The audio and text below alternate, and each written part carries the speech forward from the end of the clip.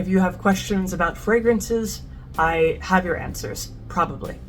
There's a lot of people have a lot of misconceptions about fragrances, how to apply them, how to store them, how to just buy them or use them in general. And I hope to answer some of these questions, starting with probably one of the most common ones. Should you put perfume on your skin or on your clothes? So the thing is, you could do both. One is not necessarily better than the other. Doing both is probably more beneficial to you because, first, putting perfume on your skin is good because it's going to react with your body's oils, cling to your skin, and then just have a natural reaction and have a very nice scent. Now, you'll get a slightly different scent when you put it on your clothes because you're putting it on the fabric, and your fabric doesn't have natural warmth or natural oils that the perfume oils can interact with, so it's going to be a bit different. However, the scent that you put on is still going to stick around. It's going to absorb into the fibers of your clothes, and it will just stick around for longer. The downside to that is that you might not be able to get the scent out of your clothes once you put it on, so it'll just kind of stagnate on the fibers. So, if you wash your clothes often enough, that'll be fine. But if you put it on like a nice coat, and you have to dry clean that coat, or you just can't wash it, be more cautious in that case. Now, another question that a lot of people have is how you should store your fragrances. And the simplest answer is just put it in a cool, dark, dry area. So don't put it in the sun, don't put it in a hot area, don't put it like next to the oven for some reason, and don't put it in the bathroom because it gets too humid there. A closet is good, a cupboard, in a nice cool area is good. Don't put your fragrances on your windowsill where the sun's going to get to it, because eventually the heat and the sunlight will chemically alter the fragrance notes in your bottle, and it's not going to smell the same. It might discolor, it might expire. So really, if you want your fragrances to last a long time and stay preserved, it's better to just keep them away from the sunlight in a cool, dry area. Third question that people have about fragrances is, will the alcohol content damage your skin when you apply it to your skin? So the thing is, definitely perfumes have very, very high alcohol contents. Usually, most of the time 80 to 90% alcohol. So that's a lot. That's more than double most hard liquors, So it is possible for perfume to irritate your skin. However, it's not a common problem. If it was, I don't think perfume sales would be as high as they are. But definitely people with sensitive or dry skin could experience irritation when they apply perfume. Just because, that alcohol does dry the skin, it can irritate the skin. If you have naturally strong or oily skin, it will unlikely do anything to your skin. If you're worried about skin irritation, you can always put lotion first on your skin, then the perfume, because the perfume is going to stick to that lotion rather than your skin directly. So that kind of fixes the problem.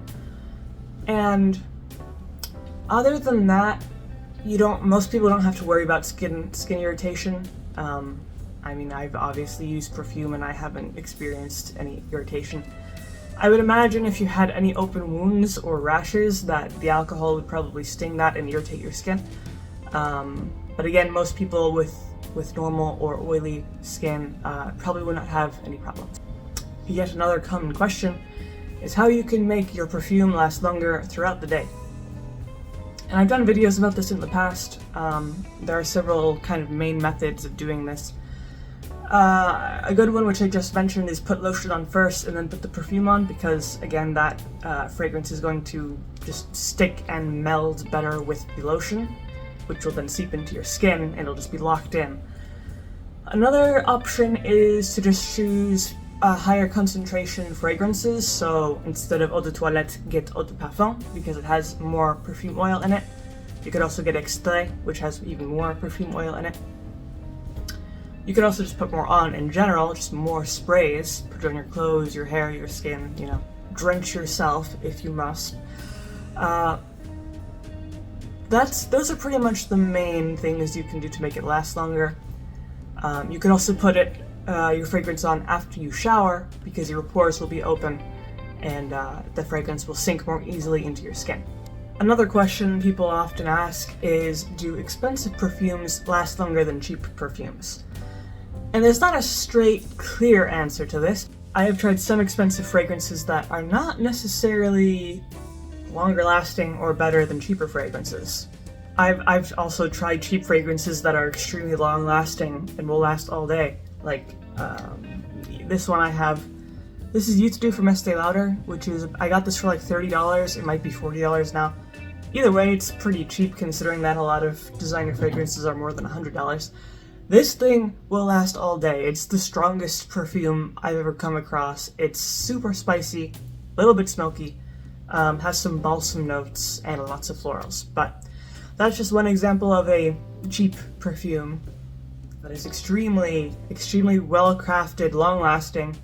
And then, I mean, there are some perfumes that are $120 or more that are just really weak. They'll disappear within the hour, or they just don't smell good. So I wouldn't say that expensive perfumes are always better.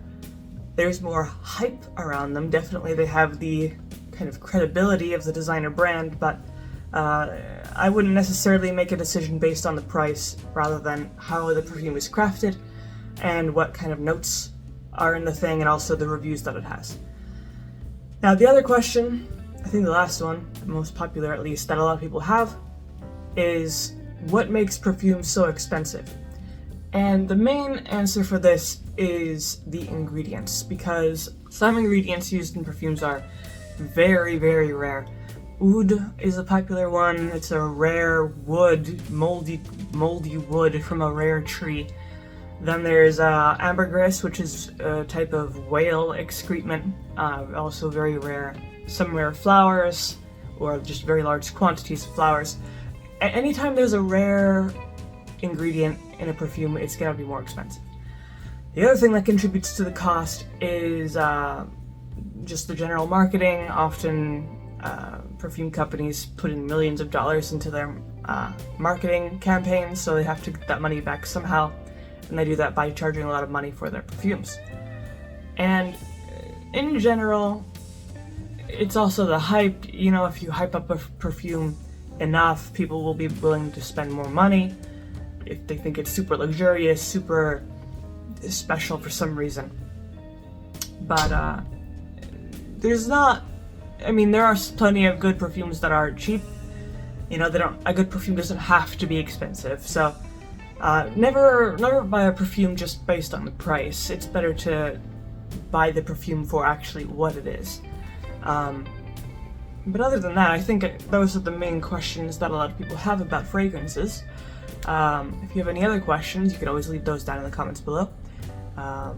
If you liked the video, leave a like, maybe subscribe, and I make videos throughout the week, so stick around for those.